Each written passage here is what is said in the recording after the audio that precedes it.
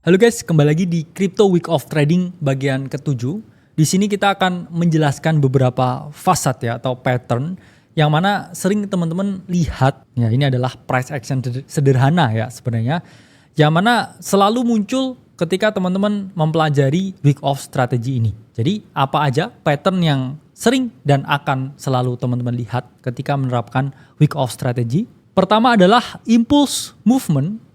Oke, kedua adalah the grab ya atau yang biasa kita tahu sebagai manipulasi. Ketiga adalah retracement dan yang keempat itu adalah absorption. Apa maksud dari berbagai pattern tersebut? Nah, pertama adalah impulse movement. Impulse movement ini adalah move yang paling dasar dari week off. Bahkan ketika teman-teman tidak menerapkan week off pun dalam basic price action yang biasa, teman-teman juga mengetahui impulse movement ini, yaitu adalah pergerakan naik atau turun dalam periode tertentu yang mana dia cepat dan juga selalu didukung dengan volume. Dan ini impulse movement itu ada dua. Pertama adalah bullish impulse movement atau kenaikan, dan kedua itu adalah bearish impulse movement atau penurunan sangat cepat ya, sangat rapid dan didukung dengan volume yang tinggi.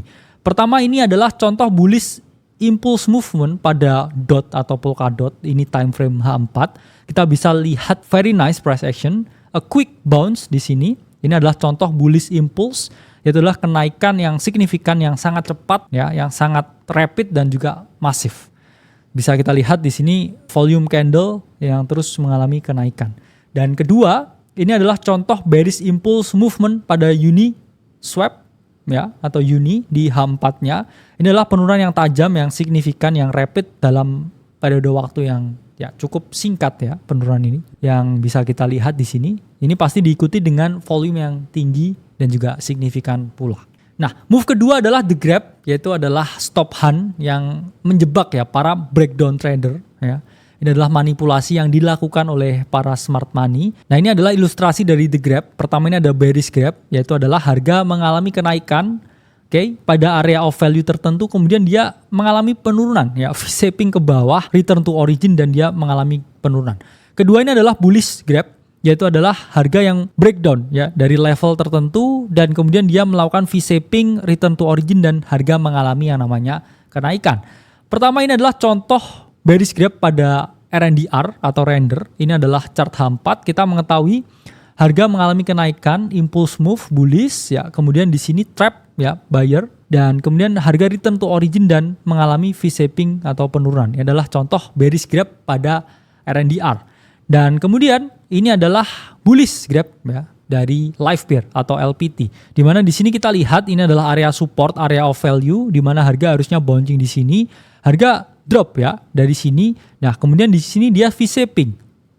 Dan kemudian harga mengalami kenaikan ke atas ya secara signifikan. Ini adalah bullish grab pada live pair atau LPT. Nah, move selanjutnya ini adalah retracement. Jadi kita udah paham ya, selalu ada secondary move dari primary move. Yang mana secondary move atau retracement ini sifatnya itu sementara sebelum harga ini bergerak ya, atau mengikuti ya pergerakan harga yang asli. Nah, ini adalah move retracement pada market yang bullish ya. Primary move kenaikan, ya, secondary move penurunan, primary move lagi. Sementara di market yang bearish, primary move-nya itu adalah penurunan, kemudian retracement-nya bullish dan kemudian penurunan lagi. Nah, ini contoh ya retracement pada Bitcoin. Kita lihat daily chart-nya, harga mengalami kenaikan ya, retrace, kenaikan, retrace. Every single retrace ini adalah peluang ya untuk melakukan pembelian ya, kita sebutnya sebagai higher low ya, kemudian higher high, higher low, dan membuat higher high lagi. Nah, kemudian move keempat atau pattern keempat itu adalah absorption, yaitu adalah keadaan di mana harga ini ditahan supaya dia tidak menembus area of value tertentu ya. Biasanya di sini ketika harga ini mau turun, kemudian dia ditahan lagi dan membuat pattern seperti double bottom. Ya, ini adalah contoh bentuk dari absorption. Artinya apa? Para penjual yang melakukan aggressive selling di sini, dia ditahan oleh para limit buyer di sini, ya, atau passive demand di sini. Kemudian harga mengalami kenaikan. Kemudian absorption di sini, ya ini possible, ya double top yang kita lihat. Harga mengalami kenaikan, ya. Kemudian aggressive buyer di sini ditahan, ya oleh passive seller sehingga harga mengalami penurunan. Jadi 4 pattern tersebut adalah pattern yang akan selalu teman-teman lihat ketika menerapkan week off strategi. Selanjutnya kita akan membahas mengenai fase-fase dalam week off. Sampai jumpa di modul selanjutnya.